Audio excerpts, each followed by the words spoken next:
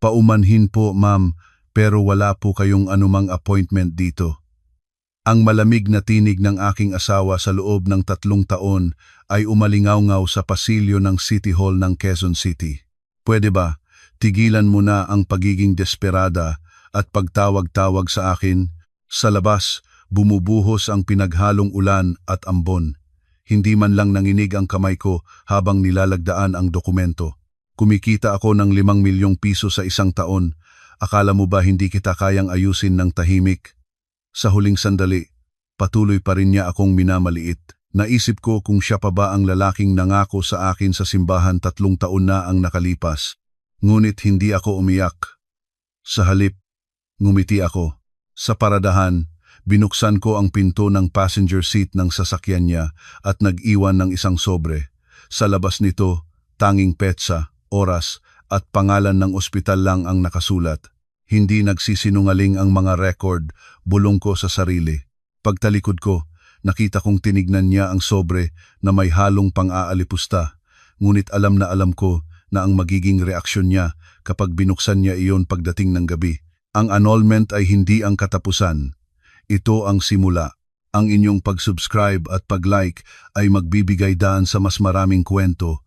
Ako po si Joanna Reyes, 35 anyos. Bago ako ikasal, nagtrabaho ako sa isang insurance company bilang claims examiner. Trabaho kong suriin kung paano dumadaloy ang pera ng insurance kapag may aksidente at kung ano ang ibig sabihin ng bawat piraso ng papel.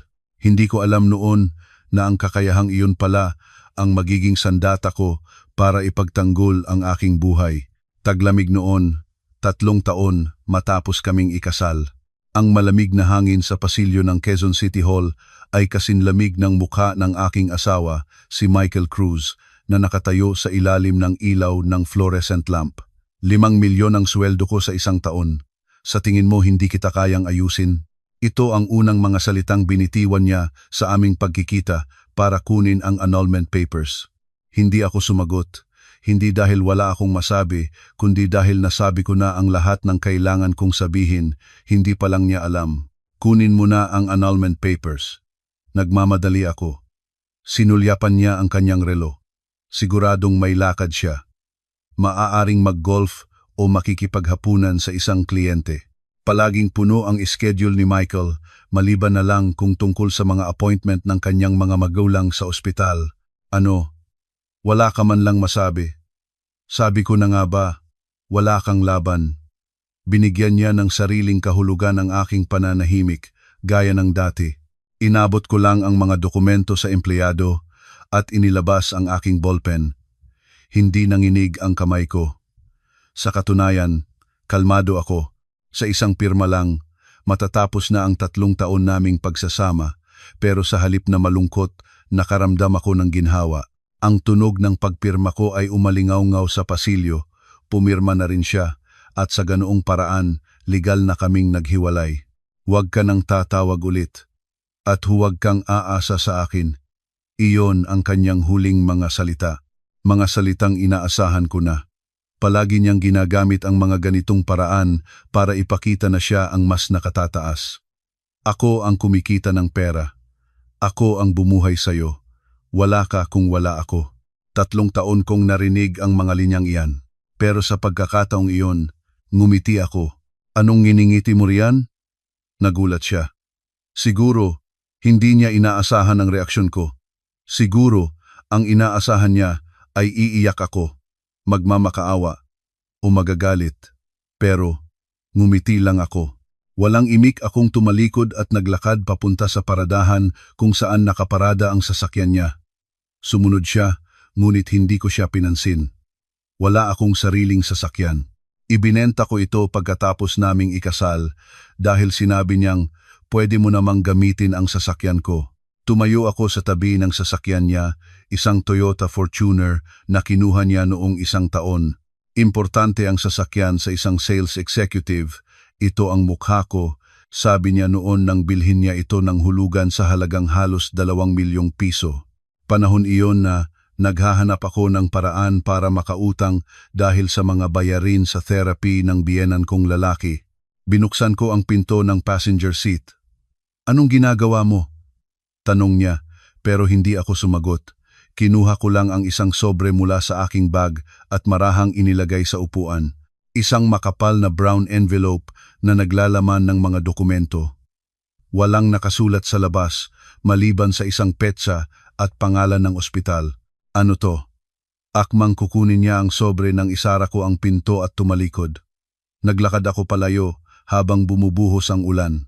May isinisigaw siya, pero hindi ko na pinakinggan. Hindi na kailangan. Ang lahat ng gusto kong sabihin ay nasa loob na ng sobre.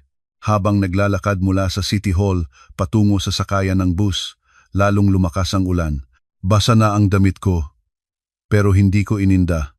Sa halip, nakaramdam ako ng ginhawa. Ito ang unang pagkakataon sa loob ng 3 taon na naglalakad ako sa isang landas na ako lang ang pumili. Habang naghihintay ng bus, binuksan ko ang aking cellphone. Walang tawag mula sa kanya. Siguro hindi pa niya binubuksan ang sobre. Malamang sa bahay pa niya iyon titingnan. At sa oras na iyon malalaman niya, hindi nagsisinungaling ang mga record. Ito ang unang prinsipyo na natutunan ko sa insurance company. Maaring magsinungaling ang tao, pero hindi ang mga dokumento. Resibo, bank statement, medical records, text messages, call logs, lahat ng ito, kapag pinagsama-sama, ay magsasabi ng katotohanan. Inakala siguro ni Michael na sa loob ng 3 taon, wala akong alam at nagtiis lang na umiyak lang ako, nagtimpi at nagtiis. Hindi naman siya lagamari mali. Umiyak talaga ako ng husto at nagtimpi. Ngunit may isang bagay siyang hindi alam. Habang umiiyak ako, nagtatala ako. Habang nagtitimpi, nag-iipon ako. Habang nagtitiis, nangangalap ako ng ebidensya.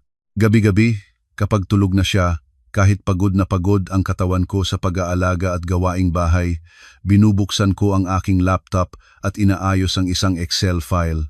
Petsa, oras, lugar, halaga, description, mga gastos sa ospital ng biyenan kong babae, bayad sa therapy ng biyenan kong lalaki, sahod ng caregiver, bawat gamot lahat ay itinala ko. Sinubaybayan ko rin ang mga ginastos mula sa kanyang bank account, mga bayad sa golf course, pagbili ng mga luxury items sa mall, mga resibo mula sa mga mamahaling restaurant. Noong una, isinusulat ko lang dahil sa galit. Habang ako naghihirap dito, siya nagpapakasaya. Iyon ang nasa isip ko. Ngunit habang tumatagal, may napansin akong pattern, mga kakaibang bagay. Halimbawa, may insurance claim para sa caregiver na nakapangalan sa biyenan kong babae. Naalala kong sinabi ni Michael, "Ma, may nakuha tayong insurance, kaya makakahinga na tayo pansamantala." Pero wala akong nakitang bakas na ginamit ang pera para sa mga gastusin sa ospital. Saan napunta iyon? Ginamit ko ang aking karanasan sa insurance para mag-imbestiga. Tiningnan ko ang bank account ng biyenan ko, ang bank account ni Michael, at lahat ng money transfers, at natuklasan ko. Pumasok ang pera ng insurance sa account ng biyenan ko at agad ding inilipat sa account ni Michael. Hindi lang isang beses, paulit-ulit sa loob ng mahigit 2 taon. Hindi ba ito estafa? Ang pera ng insurance ay para sa paggamot at pag-aalaga ng aking biyenan. Kung ginamit ito ni Michael para sa personal na layunin, maaari siyang managot sa batas. Lalo na't may maagang sintomas ng demensya ang biyenan ko at hindi na gaanong malinaw ang kanyang pag-iisip. Nagpatuloy ako sa paghuhukay. Sinuri ko lahat ng insurance claims na nakapangalan sa biyenan ko at ikinumpara sa mga resibo kung saan talaga napunta ang pera, punong-puno ng pagkakaiba. 1 taon kong ginawa ito. Umiiyak, nagtitimpi, nagtitiis. At ngayon, lahat ng record na iyon ay inilagay ko sa sobre at iniwan sa passenger seat ng sasakyan niya.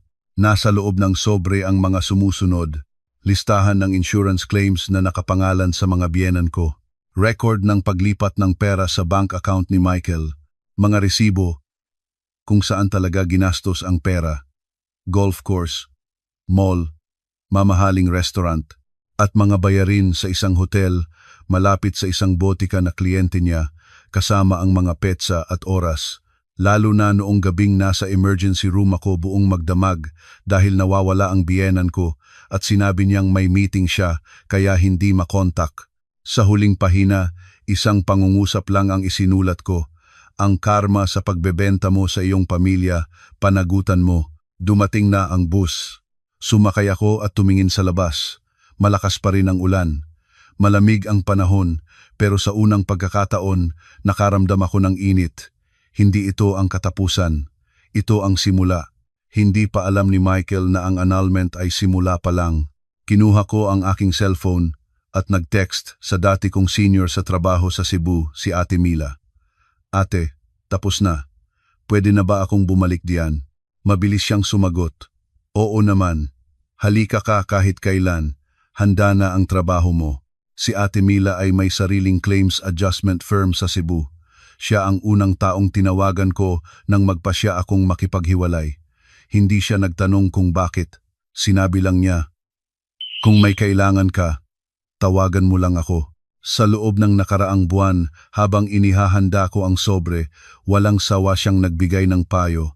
Joanna, huwag kang iiyak. Ayusin mo ang mga dokumento. Hindi ebidensya ang emosyon. Tama si Ate Mila. Hindi ebidensya ang emosyon. Kahit gaano ka pa nasasaktan o nagagalit, kailangan mo ng mga dokumento para lumaban sa legal na paraan. Kaya hindi ako umiyak. O kung umiyak man, ginawa ko iyon habang nagtatala. Papaalis na ng Maynila ang bus. Dinaanan namin ang mga pamilyar na lugar. Ang lugar kung saan ako nanirahan sa loob ng 3 taon. Hindi na ako babalik dito. Tumunog ang cellphone ko. Si Michael. Hindi ko sinagot. Sa halip, pinatay ko ito. Wala na kaming dapat pag-usapan. Lahat ay nasa sobre na. Na-imagine ko na ang itsura ni Michael kapag binuksan niya ang sobre mamayang gabi. Siguradong tatawa muna siya. Ano to? Pero habang binabasa niya ang bawat pahina, maninigas ang kanyang mukha. At pagdating sa huling pahina, baka mapaupo na lang siya sa sahig. Ayokong makita iyon. Hindi paghihiganti ang layunin ko. Gusto ko lang tapusin ang lahat. Nang malinis. 5 milyon ang sweldo ko sa 1 taon. Sa tingin mo hindi kita kayang ayusin? Umalingaw-ngaw sa isip ko ang huling sinabi niya. Hindi naman siya mali. Naayos nga ako. Ngunit may hindi siya alam. Ang naayos ay hindi ako, kundi ang mga kasinungalingan niya. I-rewind natin ang orasan. 3 taon ang nakalipas. 1 buwan matapos ang aming kasal, habang sariwa pa ang aming pagmamahalan, tumawag ang biyenan kong babae. Joanna, iha, pwede mo ba akong samahan sa ospital? Akala ko noong una ay para lang sa isang regular na check-up, karaniwan naman sa mga may edad na. Opo, ma, sagot ko. Ngunit iba ang naging diagnosis. May mga senyales po ng early stage dementia. Nagulat ang biyenan ko. Ako rin. Nasa 60s pa lang siya. Maaga pa naman. Kaya kung sasabayan natin ang gamot at cognitive therapy, mapapabagal natin ang paglala. Pero kailangan ng masusing pagsubaybay mula sa tagapag-alaga. Tagapag-alaga. Ang salitang iyon ay tumatak sa isip ko. Hindi ko alam noon na ako pala ang tinutukoy. Pag-uwi, sinabi ko kay Michael, Mahal, may early stage dementia daw si Mama. Sabi ng doktor, kailangan daw ng tagapag-alaga. Nako, delikado pala. Hindi na siya pwedeng mag-isa sa bahay. Mukha siyang tunay na nag-aalala. Kinabukasan, may mensahe sa family group chat namin. Biyenan. Lalaki. Hindi maganda ang resulta ng check-up ng mama ninyo. Sana maalagaan siya ng manugang natin. Hipag. Joanna. Pakialagaan mo si Mama ha. Busi kasi ako sa mga bata. Michael, si Joanna na ang bahala. Kaya nga tayo nagpakasal, di ba? Kaya nga tayo nagpakasal, di ba? Tumatak sa puso ko ang mga salitang iyon. Akala ko nagpakasal kami dahil sa pag-ibig. Iba pala ang ibig sabihin para sa kanya. Simula noon, nagbago ang buhay ko. 7 a.m. Pumunta sa bahay ng biyenan. Ihanda ang gamot at almusal. 1:08 a.m. Pumasok sa trabaho. 6:00. Pagka-uwi galing trabaho, diretso sa bahay ng biyenan para maghanda ng hapunan. 9 p.m. umuwi sa sariling bahay, maghugas ng plato at maglaba. Dolls AM, matulog. Sabado't Linggo, samahan si mama sa ospital, kumuha ng gamot, maghanap ng therapy programs. Kinaya ko naman sa unang mga buwan. Mahirap, pero inisip kong ito ang tungkulin ng isang manugang. Nagpapasalamat din naman si mama. Ngunit makalipas ang 6 na buwan, na-stroke ang biyenan kong lalaki. Hindi naman malala, pero naparalisa ang kanang bahagi ng kanyang katawan. Kailangan niya ng therapy. 6 na buwan hanggang 1 taon daw, at muli, may mensahe sa group chat. Hipag, Joanna, si Papa naman, pakiasikaso mo na rin. Super busy talaga ako sa school ng mga bata. Michael, Joanna, pasensya na, pero pwede bang mas pagtuunan mo ng pansin sina mama at papa? Babawi ako, kikita ako ng mas malaking pera. Babawi sa pera. Doon ako unang nakaramdam ng kaba. Pero mahirap tumanggi. May sakit ang mga biyenan ko, at bilang manugang, parang obligasyon ko na alagaan sila. Lumipas ang 6 na buwan pa. Isang araw, tinawag ako ng team leader ko. Joanna, parang hindi maganda ang kondisyon mo lately. Okay ka lang ba? Okay lang po. Napansin ko kasing dumadalas ang mga pagkakamali mo. Gusto ko lang siguraduhin kung nakakapag-focus ka pa ba sa trabaho. Tama siya. Hindi ako makapag-focus. Hindi ako makatulog ng maayos sa gabi. Ischedule ng therapy ni Papa, oras ng gamot ni Mama, mga bayarin sa ospital puno ang isip ko. Nang gabing iyon, kinausap ko si Michael. Mahal, nahihirapan na ako sa trabaho. Hindi na ako makatulog ng maayos dahil sa pag-aalaga kina Mama at Papa. E di mag-resign ka, simpleng sagot niya. Ano? Mag-resign sa trabaho? Magkano lang ba sweldo mo? Wala pa ngang 50,000, kaya kung bigyan ka ng higit pa riyan, 5 milyon ang kita ko sa 1 taon, hindi mo na kailangang magtrabaho. Pero ano? May sakit ang mga magulang natin. Natural lang na ang manugang ang mag-alaga sa kanila habang nasa bahay. Hindi ba? Natural lang? Sa salitang iyon, nawalan ako ng sasabihin. Natural lang ba na isuko ko ang karir ko dahil manugang ako? Gusto ko ang trabaho ko, hindi lang dahil sa pera. Kung gusto mo, gawin mong hobby. Ang importante ngayon sina Mama at Papa. Joanna, magsakripisyo ka muna. Ako naman, gagawin ko ang lahat para kumita ng pera. Sakripisyo. Ang bigat ng salitang iyon. Sa huli, nag-resign ako. Nilunok ko ang luha ko at nagpasa ng resignation letter. Nang hinayang ang mga katrabaho ko. Joanna, sigurado ka na ba? Ang galing mo pa naman dito. May personal na bagay lang po akong kailangang asikasuhin. Hindi kasinungalingan, pero hindi rin buong katotohanan. Pag-uwi ko, nakangiti si Michael. Mabuti naman. Ngayon, maaalagaan mo na ng maayos sina Mama at Papa. Bibigyan kita ng 50,000 kada buwan. Mas malaki pa sa sahod mo, di ba? PHP, 50,000. Mas malaki nga sa sahod ko, pero may pait akong naramdaman. Para bang ang halaga ng pagod ko ay nabigyan ng presyo. At Joanna, ngayong nandito ka na lang sa bahay, pwede bang dito na lang tumira sina Mama at Papa? Ano?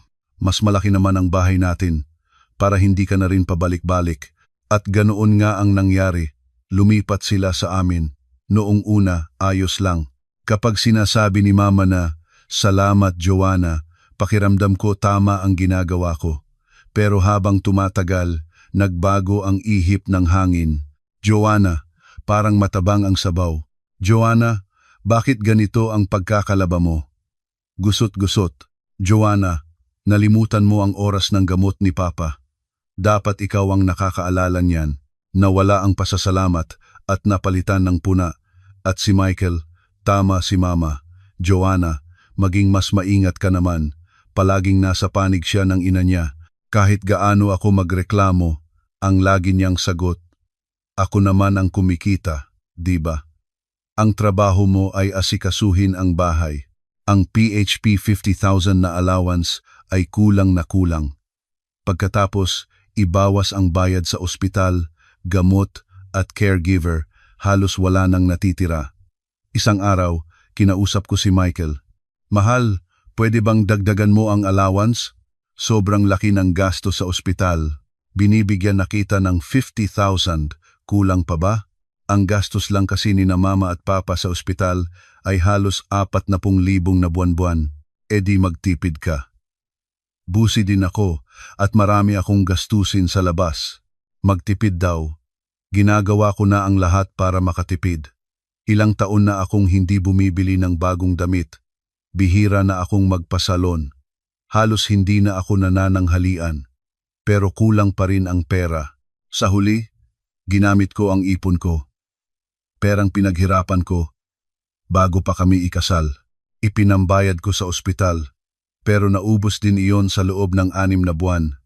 Sunod, ang emergency fund ko. At ang huli kong ginalaw ay ang mana ko mula sa aking ama, ang pera mula sa isang maliit na commercial space na pinapaupahan. Sabi niya, anak, itago mo to para sa oras ng pangangailangan. Ang upa ay nagkakahalaga ng PHP 30,000 kada buwan. Ayaw ko sanang galawin, pero kailangan para sa therapy ng biyenan ko. Nilunok ko ang luha ko at ginamit ang perang iyon. Nang gabing iyon, sinabi ko kay Michael, mahal, ginamit ko na pati yung pera mula sa pinapaupahan na bigay ni Papa. Ganun ba? Sige lang, kailangan naman talaga. Iyon lang ang reaksyon niya. Walang sorry o salamat. Kailangan naman talaga. Sa sandaling iyon, may gumuho sa loob ko. 3 taon kong ibinigay ang lahat. Career, oras, pera, dignidad. Pero para sa kanya, natural lang iyon. Obligasyon ko raw, dahil manugang ka, dahil ako ang kumikita, dahil pinili mo yan. Ang mga salitang ito ang unti-unting pumatay sa aking pagkatao. Isang araw, tumingin ako sa salamin at hindi ko na nakilala ang sarili ko. Payat, pagod, at walang buhay. Ako pa ba to? Tumulo ang luha ko. Pero wala akong oras umiyak. Oras na para sa gamot ng biyenan ko. Ganoon ako nabuhay araw-araw. Nagpapadala na lang sa agos. Walang direksyon. Hindi ko pa alam noon na ang lahat ng ito ay isang bitag at si Michael ang gumawa nito. Dumating muli ang tagulan. 2.5 taon na kaming kasal. Isang gabi, tambak na naman ang mga hospital bills sa mesa. Therapy ni Papa, gamot ni Mama, sahod ng caregiver, mahigit PHP 45,000 lahat. Ang PHP 50,000 na allowance ni Michael ay kulang na kulang pa. Bayarin sa bahay, kuryente, tubig, pagkain laging kapos. Nagsimula akong mag-card-to-card payment. Ginamit ang card A para bayaran si card B, si card B para kay card C. Ganoon sa loob ng 6 na buwan. Pero lumobo ang interes. Sa huli, umutang ako. Noong una, maliit lang, PHP 30,000. Akala ko mababayaran ko agad. Pero saan ako kukuha ng pambayad? Kulang pa rin ang budget. Ang utang ay naging PHP 60,000, tapos PHP 100,000 hanggang sa lumagpas ng PHP 200,000. Hindi ako makatulog sa gabi. Laging nagko-compute ng interes at budget. Isang araw, ipinagmalaki ni Michael ang bago niyang golf set. Tingnan mo to. Bagong labas. PHP 100,000. PHP 100,000? Oo, kailangan sa sales eh. Kapag kasama mo ang kliyente, dapat maganda ang gamit mo. Hindi ako nakapagsalita. Ang PHP 100,000 ay kalahati na ng utang ko. Mahal, sobrang gipit na talaga tayo. Pwede bang dagdagan mo ang allowance? Binibigyan na kita ng 50,000, kulang pa rin? Ang gastos kasi sa ospital, halos 45,000 na. Halos walang natitira. E di sana, nagtipid ka. Marami rin akong gastusin sa labas. Pero gumastos ka ng 100,000 sa golf set. Investment yon. Kung hindi ko aalagaan ang kliyente ko, mawawala ang kita ko. Hindi mo ba naiintindihan yon? Naiinis siyang pumasok sa kwarto. Naiwan akong tulala. Investment daw. Ang golf set ay investment, pero ang gastos sa ospital ay luho. Ilang araw ang lumipas, aksidenteng nakita ko ang credit card statement niya sa mesa. Dadaan lang sana ako, pero may nakaagaw ng pansin ko. SM Department Store, PHP, 75,000. Anong binili niya? Mamahaling restaurant, PHP, 15,000. Hotel, PHP Kahdeksan, Nolla. Golf course, PHP, 20,000. Sa isang buwan, mahigit PHP, 200,000 diyang ginastos niya. Nanginginig ang kamay ko. Habang ako ay nagkakautang at nagbabayad ng card to card, siya ay gumagastos ng ganito kalaki. Mahal, ano to? Dala ko ang statement. Ano? Ang credit card statement mo, mahigit 200,000 ang ginastos mo sa isang buwan. So what? Kalmado niyang sagot. Binibigyan mo lang ako ng 50,000, tapos ikaw gumagastos ng ganito? Makatarungan ba yon? Perang pinaghirapan ko, kaya gagastusin ko kung saan ko gusto. Anong problema doon? Ang problema, umutang ako para sa mga gastusin sa ospital. Kasalanan mo yan dahil hindi ka marunong mag-budget. Ang 50,000 ay sapat na. Sa ibang pamilya nga, mas maliit pa diyan. Hindi mo lang talaga kayang i-manage. Nawalan ako ng sasabihin. Hindi marunong mag-budget?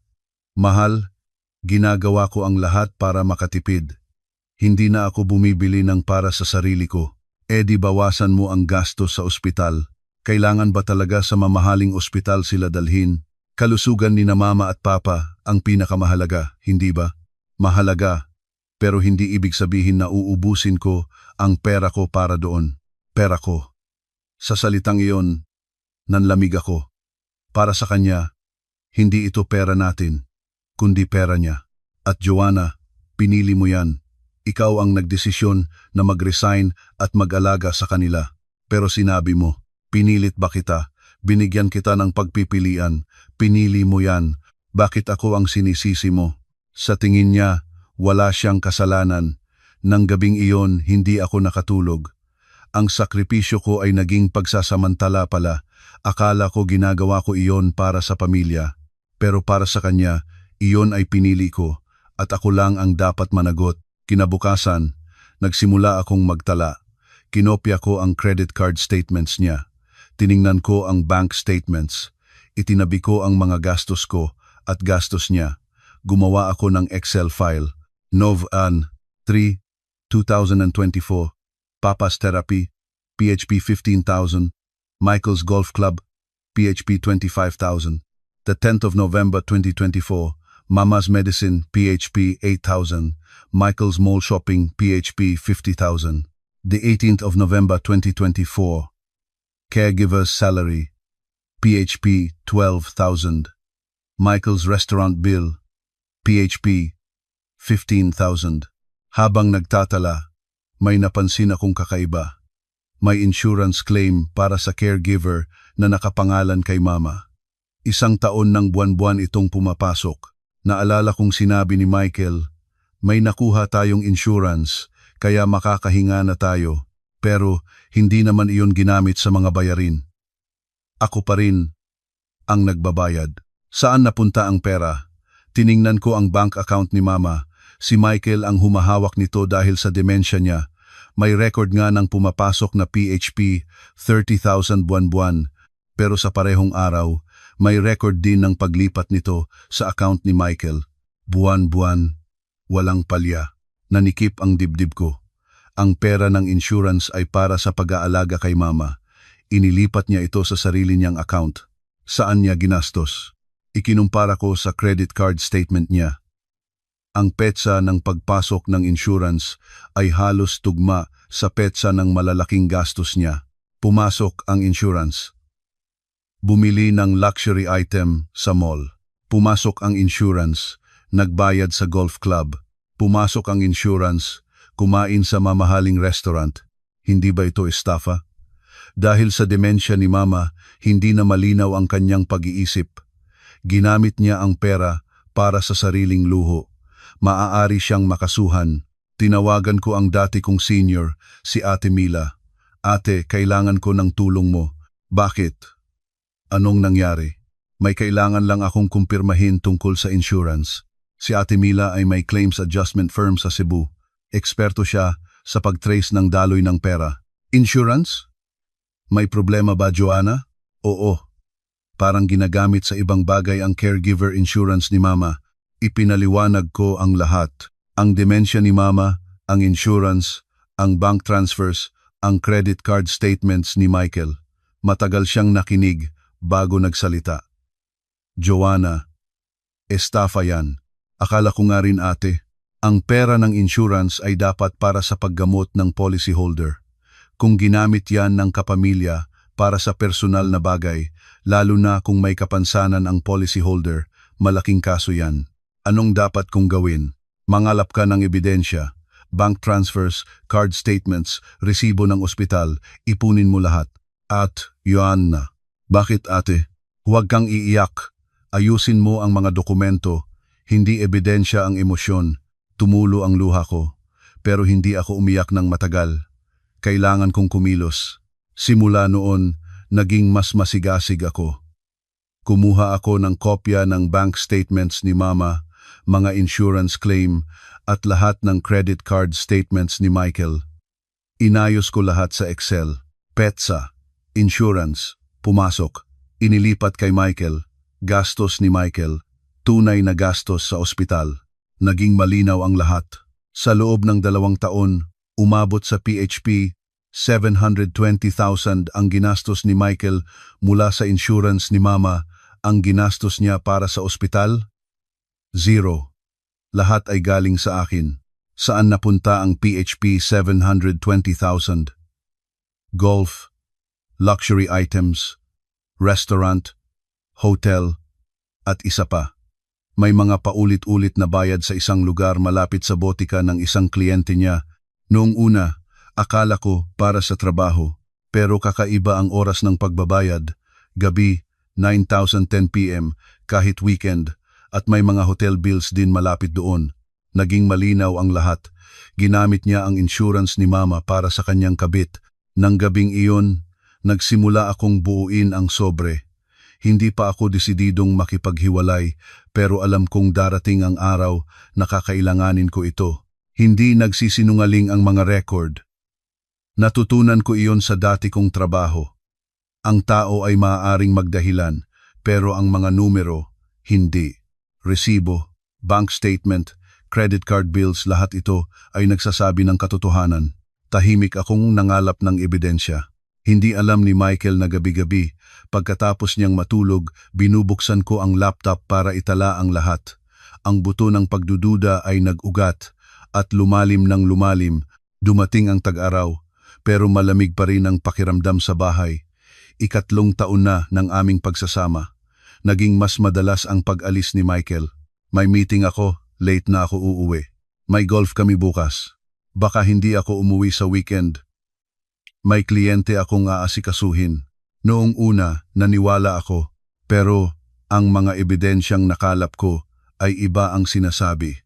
Sa oras ng meeting, may bayad sa hotel.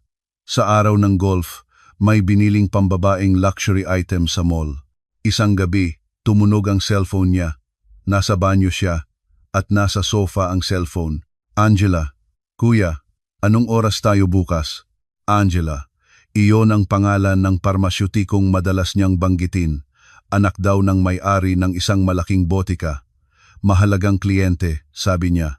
Pero ang mensahe ay masyadong personal. Gusto ko sanang tingnan pa, pero baka lumabas na siya. Tinandaan ko na lang ang pangalan, Angela Lim. Makalipas ang ilang araw, nagpaalam ulit siya. May meeting ako. Late na ako. Saan? Sa May Ortigas. Bakit? Wala lang. Umalis siya ng 7 p.m. Hanggang 11 p.m. wala pa siya. Tiningnan ko ang location niya sa phone. May location sharing kami. Wala siya sa Ortigas. Nasa Pasig siya. Nang i-search ko ang address, isang hotel. Kinabukasan, tiningnan ko ang credit card statement niya. Hotel PHP 6,000. Kagabi, 9:30 p.m. Restaurant PHP 4,000. Kagabi, 7:45 p.m. Meeting daw, pero kumain sa restaurant at nag-hotel. Mag-isa o may kasama? Ayoko nang alamin, pero hindi ko mapigilan. Kailangan kong malaman ang katotohanan. Naulit ang pattern. May lakad ako, tapos may hotel bill, may kakausapin lang ako, Tapos may hotel bill ulit. Halos 4 o 5 beses sa isang buwan. Kinausap ko siya. Mahal, parang sobrang busy mo lately. Okay ka lang? Oo, medyo. Kailangan alagaan ang kliyente. Kailangan pa bang mag-hotel para doon? Baka napapagod ka na. Hotel? Anong hotel? Nagulat siya. Nakita ko kasi sa credit card statement mo may mga bayad sa hotel. Ah, yun ba? Para yon kapag may business trip ako sa probinsya. Bakit mo tinitingnan ang statement ko? Para ma-manage ang budget. Huwag mo nang pakialaman ang card ko. Ang sayo na lang ang asikasuhin mo. Naiinis niyang tinapos ang usapan. Pero alam ko, ang hotel ay hindi sa probinsya, kundi dito lang sa Maynila. Nagsisinungaling siya. At ang kasinungalingan niya ay naging ebidensya, kalagitnaan ng Abril, nawala si Mama. Naghahanda ako ng hapunan nang mapansin kong wala siya. Ma, hinanap ko sa buong bahay, pero wala. Bukas ang pinto sa harap. Nakalabas siya. Delikado para sa isang may demensya. Nagmamadali akong lumabas. Inikot ko ang buong subdivision pero hindi ko siya makita. Tumawag ako sa guard, sa pulis, at hinanap siya sa buong lugar. Bandang 10 p.m., nakita siya sa isang convenience store, tulala. Ma, okay lang po kayo? Joanna? Nasaan tayo? Nasa 70-11 po. Uwi na tayo. Inuwi ko siya. Buti na lang, walang nangyaring masama. Pero pagod na pagod ako. Halos 20 beses ko siyang tinawagan, pero hindi siya sumasagot. Pag-uwi, tinext ko siya. Nawala si Mama, pero nahanap na. Tawagan mo ako. 1 oras bago siya sumagot. Nasa meeting ako. Mamaya na tayo mag-usap. Meeting. Ang salitang iyon ay parang tinik sa lalamunan ko. Kinabukasan, tiningnan ko ang statement niya. Hotel, PHP, 8,000. Kagabi, 9 p.m. Habang hinahanap ko si Mama, nasa hotel siya, sa ngalan ng meeting. Makalipas ang ilang araw, nadulas si Papa sa therapy center. Hindi naman malala, pero dinala sa emergency room. 11 p.m. noon. Nagmamadali akong pumunta sa ospital. Habang naghihintay, tinawagan ko siya. Mahal, nadulas si Papa, nasa ER kami. Grabe ba? Tinitingnan pa. Pwede ka bang pumunta? Nasa team dinner ako ngayon eh.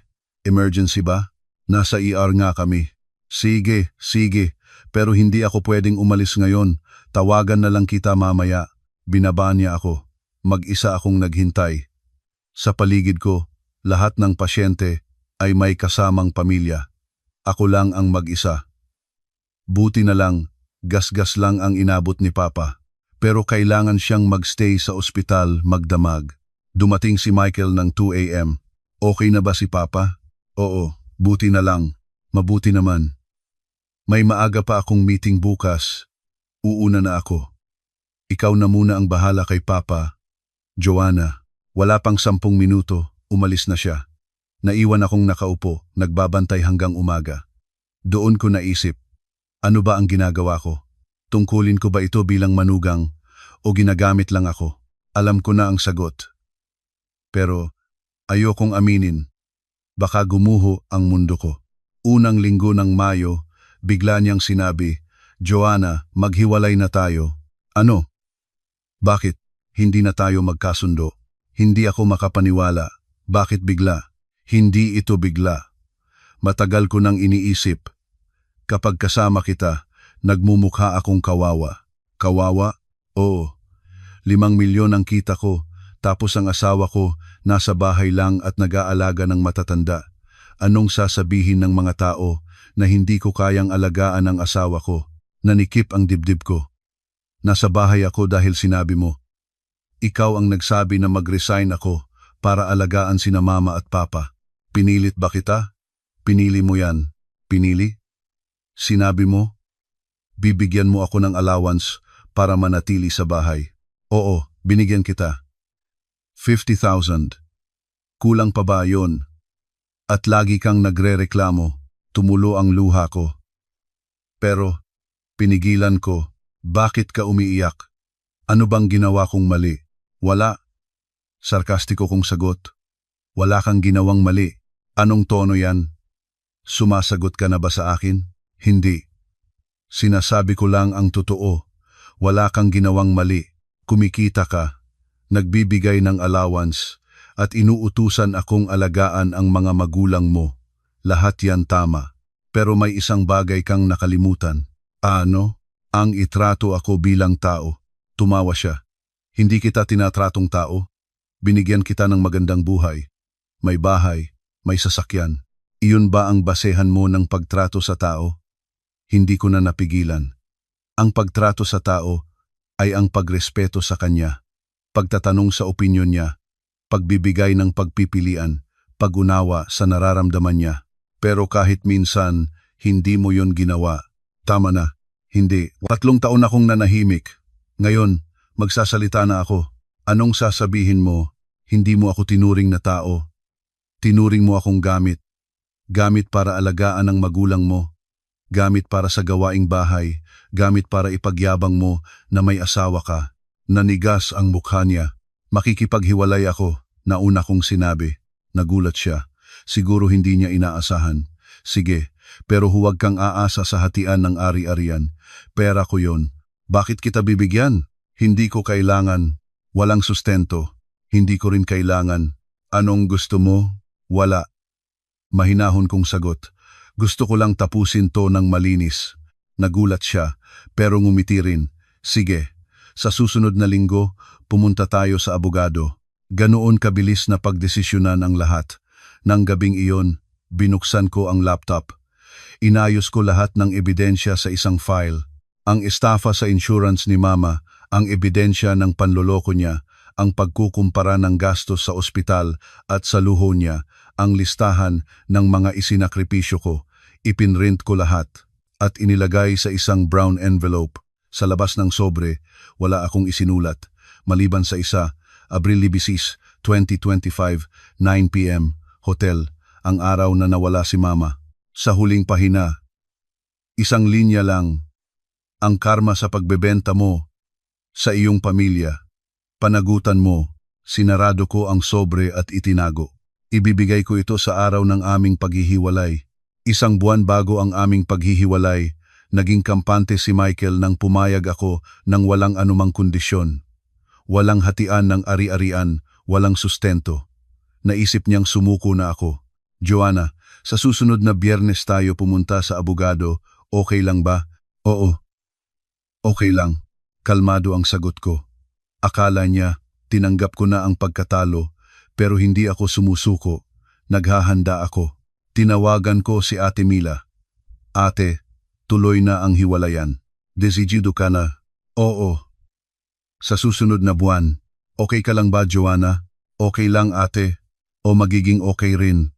Hindi ako hihingi ng anumang pera. Ano? Bakit? Ayokong pahabain ang gulo. Gusto ko lang matapos na. Totoo iyon. Ayoko ng pera. Ayokong makipag-away sa korte. Pero may isang bagay akong gustong siguraduhin.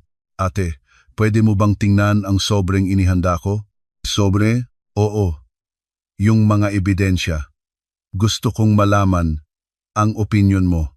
Sige, ipadala mo. Ipinadala ko sa email. Kinabukasan, tumawag siya. Joanna, grabe to. Talaga, ate? Oo. Kumpleto ang ebidensya sa estafa. Bank transfers, card statements, lahat tugma. Pwedeng-pwede itong kaso. Ganon ba? At yung ebidensya ng panloloko niya, halos sigurado na. May hotel bills at location records ka pa. Joanna, pwede mong gamitin to para humingi ng danyos. Ate, hindi ko to ginagawa para sa pera. Alam ko. Pero karapatan mo yan. Gusto ko lang matapos na, ate. Hindi ako naghihiganti. Bumuntong hininga siya. Sige, kung yan ang gusto mo. Pero kapag nagbago ang isip mo, tawagan mo lang ako. Salamat, ate. At Joanna, pagkatapos nito, babalik ka na sa Cebu, di ba? Oo. Wala na akong dahilan para manatili sa Maynila. Magtrabaho ka sa opisina ko. Handa na ang pwesto mo. Salamat talaga, ate. Pagkababa ng telepono, tiningnan ko ulit ang sobre, mahigit 50 pahina. ang talaan ng 2 taon. Unang pahina, insurance ni Mama. PHP, 30,000 kada buwan sa loob ng 25 buwan. Total, PHP, 750,000. Kasunod ang bank transfer records. Sunod, credit card statements ni Michael. Petsa ng pagpasok ng insurance versus petsa ng malalaking gastos. The 15th of March 2024, insurance PHP 30,000, golf club PHP 25,000. The 15th of April 2024, insurance PHP 30,000, mall PHP 55,000. Insurance PHP 3020, insurance PHP 30,000, restaurant and hotel PHP 18,000. Malinaw ang pattern. Ang pera ng insurance ay para sa kanyang luho. Sunod, ang tunay na gastos sa ospital. Lahat ay galing sa aking card at bank account. May kopya ng mga resibo. At ang huli, ang ebidensya ng panloloko. Abril 16, 2025, 9 p.m., Hotel PHP 8,000. Ang araw na nawala si Mama. Habang hinahanap ko siya, nasa hotel si Michael. Kasama ang location history mula sa phone. 7 p.m., restaurant sa Pasig. 9 p.m., hotel sa Pasig. 1 a.m., umuwi ng bahay. At ang huling pahina, ang karma sa pagbebenta mo sa iyong pamilya, panagutan mo, sinarado ko ulit ang sobre. Hanggang sa araw ng aming paghihiwalay, iisipin niyang wala akong alam. Isang inosenteng asawa na sumuko na lang. Pero alam ko ang totoo, hindi ito pagsuko. Ito ay pag-aayos. Isang linggo bago ang hiwalayan, kinausap ako ni Mama. Joanna, iha, halika muna. Seryoso ang mukha niya. Totoo bang maghihiwalay na kayo ni Michael? Opo. Bakit? Nahirapan akong sumagot. Hindi ko pwedeng sabihin na dahil sa anak ninyo, hindi na lang po kami magkasundo. Ganon ba? Akala ko pa naman, mabait ka sa amin. Nanikip ang dibdib ko. Pasensya na po, Ma. Bakit ka humihingi ng pasensya? Buhay mo yan. Tumingin siya sa labas. Joanna, makakalimutin na ako, pero alam kong marami akong dapat ipagpasalamat sa iyo at dapat ding humingi ng tawad. Po, naghirap ka dito sa amin. Alam ko. Yon. Masyadong naging malupit si Michael sa iyo. May luhang namuo sa kanyang mga mata. Pasensya na, iha. Masyado yata kaming umasa sa iyo. Noong araw, nahirapan din ako sa biyenan ko, pero ginawa ko rin sa'yo. Okay lang po, Ma. Hindi okay. Wala kang kasalanan. Masyado lang kaming naging makasarili. Hinawakan niya ang kamay ko. Joanna, okay lang na maghiwalay kayo. Unahin mo ang sarili mo. Huwag kang magsakripisyo para sa amin. Sa sandaling iyon, tumulo ang luha ko. Sa loob ng 3 taon, ngayon lang ako nakaramdam na tinrato akong tao. Salamat po, Ma. Nang gabing iyon, kinausap din ako ni Papa. Dahil sa stroke, hirap siyang magsalita. Pero naintindihan ko, Joanna, salamat at pasensya na. Okay lang po, Pa. Si Michael, Mali, hindi ko naturuan ng tama. Umiyak siya. Maging masaya ka, Joanna. Tumango ako. Hindi sila masamang tao. Sadyang ganoon lang ang itinuro ng panahon at sinamantala ito ni Michael. 2 araw bago ang hiwalayan, inayos ko na ang mga gamit ko. Kakaunti lang. Ilang damit, libro at ang laptop ko. Ang iba, iiwan ko na. Pati ang singsing, inilagay ko sa drawer. Pinanood lang ako ni Michael. Parang nakahinga pa siya ng maluwag. Saan ka pupunta pagkatapos nito? Sa Cebu. Anong gagawin mo doon? Nagkatrabaho na ako. Ano? Anong trabaho? Claims adjustment. Tinulungan ako ng dati kong senior. Tumawa siya. Kaya mo ba yun? Matagal ka nang nabakante. Kaya ko. Sige, subukan mo. Pero kapag pumalpak ka, huwag kang tatawag sa akin. Hindi ako tatawag. Wala na siyang pakialam. Kung magtagumpay man ako o hindi, hindi na niya problema.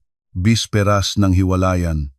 Huli kong sinuri ang sobre, ang mga numero, petsa, resibo, bank statement, location history, lahat ay nagsasabi ng katotohanan. Sa labas ng sobre, dinagdagan ko pa ng isa, Abril 6, 2025, 9 p.m., hotel, nawawala si mama, para malaman niya kung gaano ako kadetalyado, at para malaman niya na ang asawang akala niyang inayos niya, ay siya palang nag-aayos sa kanya. Kinabukasan, araw na ng aming paghihiwalay. 3 araw, matapos ang hiwalayan, dumating ako sa Cebu. Sinalubong ako ni Ate Mila. Joanna, niyakap niya ako. Doon bumuhos ang luha ko. Ang hirap, ate. Okay na yan. Nandito ka na sa Cebu. Pwede kang magsimulang muli. Dinala niya ako sa opisina niya. Mila Santos Claims Adjustment Services. Maliit lang pero maayos. Ito na ang magiging pwesto mo. Noong unang linggo, nanibago ako. Pero habang tumatagal, bumabalik ang lahat. Ang katawan ko ay naaalala ang trabaho. Joanna, tingnan mo nga to, isang kaso ng car accident. May napansin akong mali sa hospital bill. Ate, parang may mali dito. Hindi tugma ang medical records sa sinisingil. Tama ako. Overpriced. Ako ang tumawag sa ospital at inayos ito. Ang galing mo pa rin, Joanna. Puri ni Ate Mila. Doon nagsimulang bumalik ang kumpiyansa ko, kaya ko pa pala. Sa 2 buwan, ako na ang nag-fieldwork. Isang sunog sa isang maliit na kainan. Umiiyak ang may-ari. Ubos lahat. 20 taon naming negosyo. Inimbestigahan ko ang lahat. Pagkatapos ng 1 linggo, inayos ko ang report. Makakatanggap siya ng halos PHP 830. Talaga po? Ganon kalaki? Opo. Sinigurado ko po na lahat ng nasira ay maisama. Niyakap niya ako. Salamat, Hija, salamat. Doon ko naramdaman ang halaga ng trabaho ko. Hindi lang ako nagko-compute. Tumutulong akong bumangon muli. Sa 3 buwan, ako na ang top performer sa opisina. Pero sa Maynila, may ibang nangyayari. Tumawag ang hipag ko. Joanna, ikaw ba may kinalaman sa nangyayari kay kuya? Ano pong nangyayari? Nagkakaproblema siya sa opisina. Parang dahil sa'yo, wala po akong ginagawa. Ilang araw pa, sinabi ni Ate Mila, Joanna, yung ex-husband mo, iniimbestigahan daw sa opisina nila. Bakit daw, ate? Estafa daw. Nanlamig ako. Ang sobre, siguradong binuksan na niya. May ginawa ka ba, Joanna? Tanong ni Ate Mila. Wala, ate. Inayos ko lang ang katotohanan. Kung ganon, okay lang. Lalabas din ang totoo. Gabi-gabi, tumatawag si Michael. Hindi ko sinasagot. Sa 4 na araw, nag-text siya. Joanna, sorry na.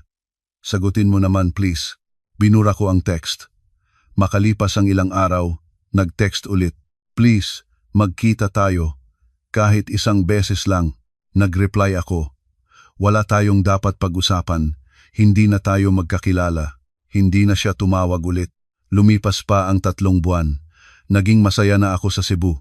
Isang araw, habang nagkakape kami ni Ate Mila, may pumasok na lalaki, matangkad, maayos, mga 30 anyos. Ngumiti siya sa akin. Miss Joanna Reyes? Ako nga po. Ako si Ken Villanueva. Yung sa kaso ng sunog last week. Ang kliyente ko. Hello po. Pwede ko po ba kayong ilibre ng dinner? Bilang pasasalamat, siniko ako ni Ate Mila at umalis. Naiwan kaming dalawa.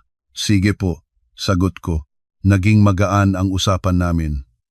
Hindi niya inungkat ang nakaraan ko. Pagkatapos ng dinner, nagtanong siya, pwede po ba tayong lumabas ulit? Bilang magkaibigan, nag-alinlangan ako, pero tumango. Ang mga mata niya ay sinsero. Sige po, pag-iisipan ko. Nang gabing iyon, masarap ang tulog ko. Iba ang buhay sa Cebu. Walang nagbabantay, walang humusga. Malaya ako. Makalipas ang 6 na buwan, tumawag ulit ang hipag ko. Joanna, si Kuya, tinanggal sa trabaho. Po, napatunayan yung estafa. At yung kaso sa insurance ni Mama, iniimbestigahan na ng pulis. Joanna, ano ba talagang ginawa mo? Wala po akong ginawa. Inayos ko lang ang katotohanan kung saan napunta ang insurance ni Mama, kung sino ang nagbabayad ng ospital. Natahimik siya. Pasensya na, Joanna. Naging sobrang sama namin sa'yo. Tapos na po yun. Mag-iingat ka diyan sa Cebu. Maging masaya ka. Ilang araw pa, nalaman din daw ng pamilya ng kabit ni Michael ang relasyon nila. Ang ama ni Angela, may-ari ng isang malaking chain ng botika, ay galit na galit. Pinutol lahat ng kontrata kay Michael. Lahat ay gumuho para sa kanya dahil sa isang sobre. Ang sobre na hindi lang naglalaman ng katotohanan, kundi bomba na sumira sa buhay na binuo niya sa kasinungalingan. Isang taon ang lumipas. Naging stable na ang buhay ko sa Cebu. Naging mas malapit din kami ni Ken. Isang araw, naglakas loob siyang magtanong, Joanna, okay lang bang itanong kung bakit ka nakipaghiwalay? Hindi niya ako tinuring na tao, sagot ko. Tiningnan niya ako bilang isang gamit. Hinawakan niya ang kamay ko. Joanna, ako, hindi kita titignan bilang gamit. Ituturing kitang tao. Sa mga salitang iyon, tumulo ang luha ko. Ang pagtrato sa tao bilang tao, iyon lang pala ang kailangan ko. Isang taon at kalahati matapos ang hiwalayan, nag-propose si Ate Mila na magbukas ng bagong branch. Ikaw ang mamahala, Joanna. Kaya mo na. At ganoon nga ang nangyari. Nagkaroon ako ng sarili kong opisina. Isang araw, tumawag si Michael, Joanna, please. Kailangan kitang makausap. Para saan?